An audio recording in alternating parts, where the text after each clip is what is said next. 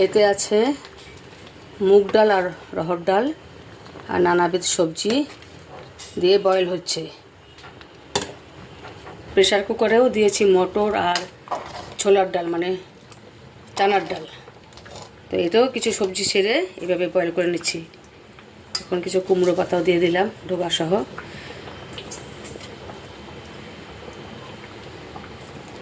এদিকটাতেও কিছু কুমড়ো পাতা ডোবা সহ দিয়ে দিচ্ছি।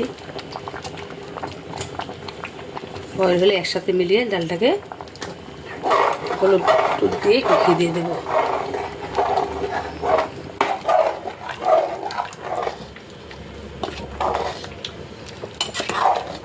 সিম, চাল কুমড়ো, মিষ্টি কুমড়ো, লাউ, বেগুন, আলু, কচু, শালু, শাপলা,